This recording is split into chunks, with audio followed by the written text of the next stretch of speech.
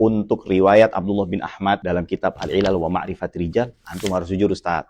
Kalau riwayat ini adalah sahih sebagaimana yang disampaikan oleh muhaqqiq kitab itu sendiri, Syekh Wasiullah Abbas di dalam muqaddimah tahqiqnya.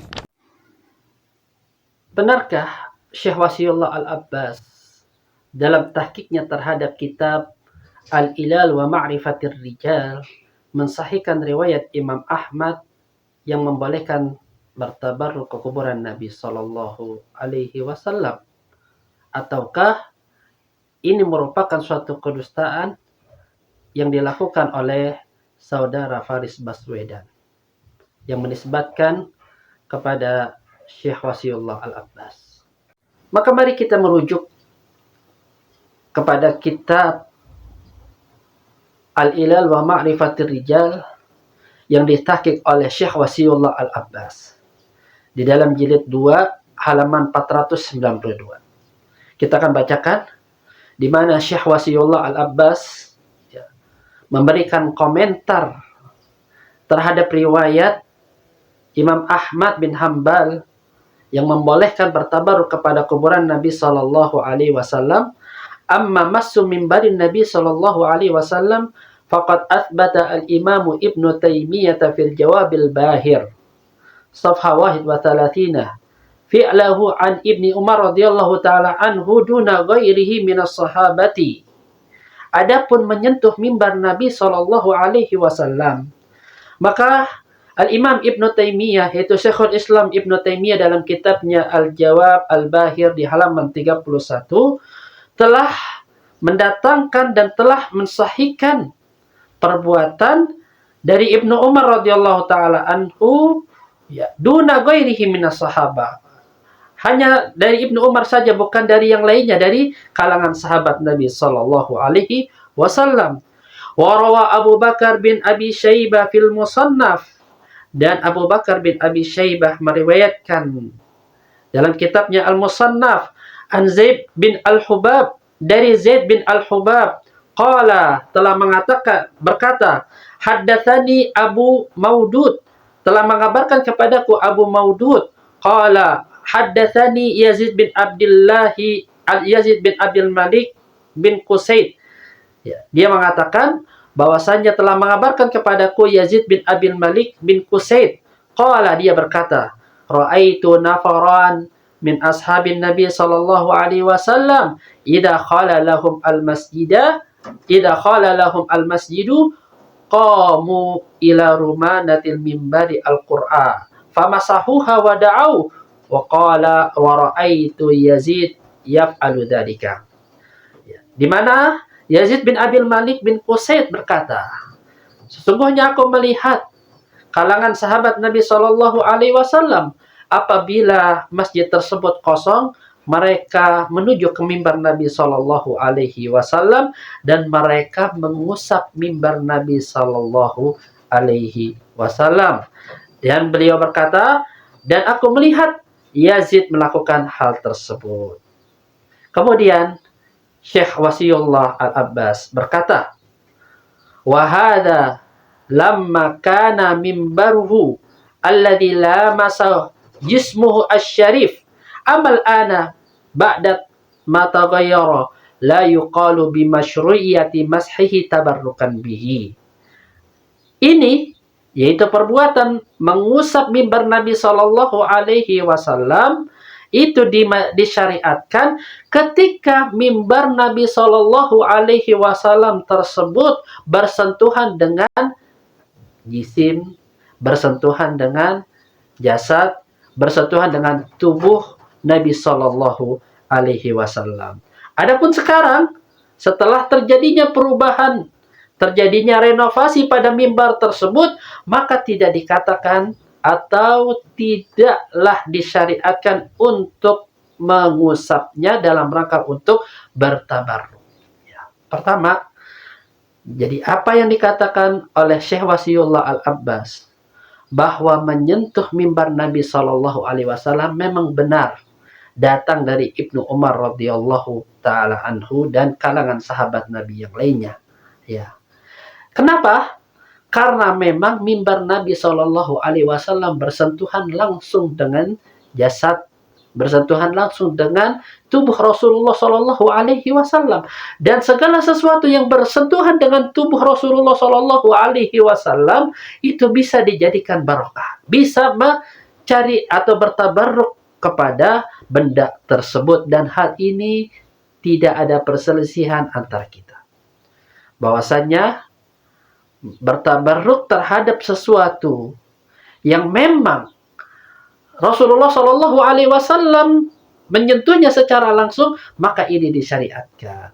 Akan tetapi apa yang dikatakan oleh Syekh Wasiullah Al-Abbas, sekarang mimbar Nabi Shallallahu Alaihi Wasallam telah terjadi perubahan, telah terjadi renovasi, maka hal ini tidaklah disyariatkan untuk menyentuhnya pada sekarang ini.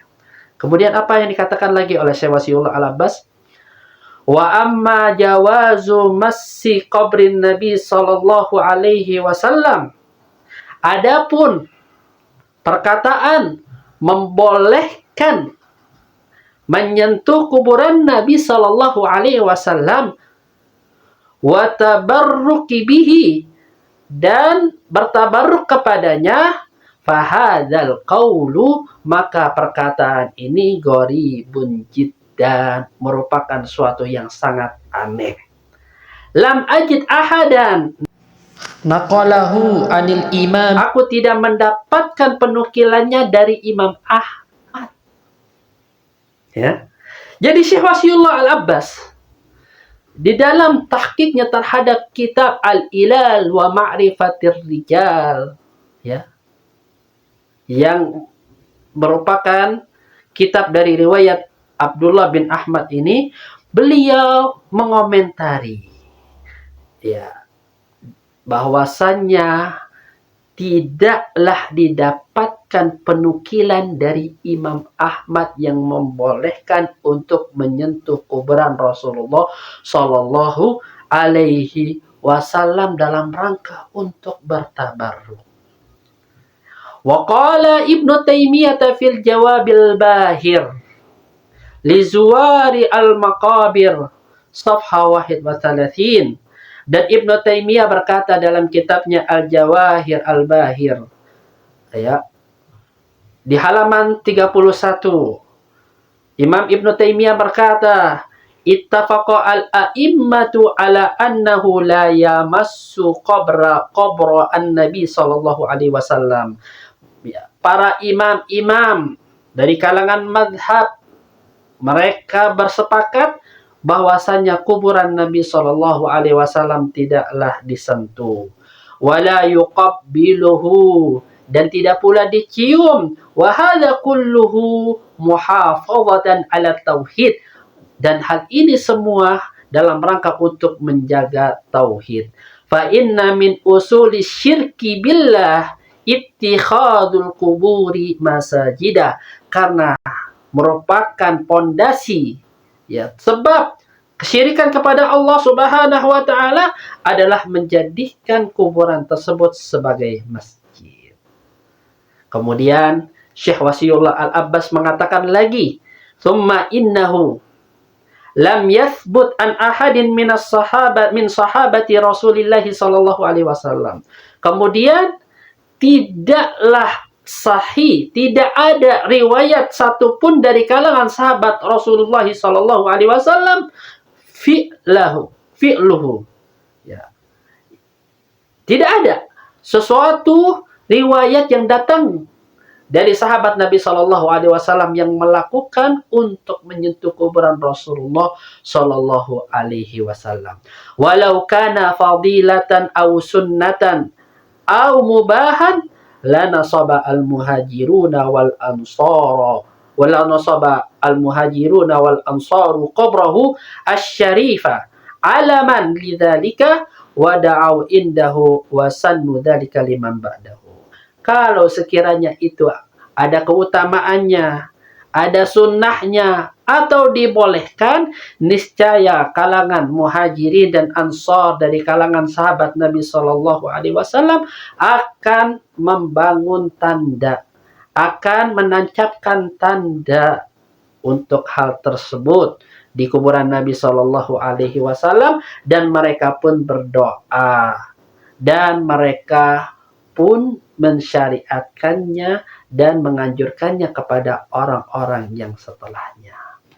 Jadi, ya, setelah kita merujuk terhadap apa yang dikatakan oleh Syekh Wasiullah Al-Abbas dalam tahqiqnya terhadap kitab Al-Ilal wa Ma'rifatir Rijal, di juz yang kedua halaman 492, beliau sama sekali tidak mensahihkan riwayat Imam Ahmad tersebut.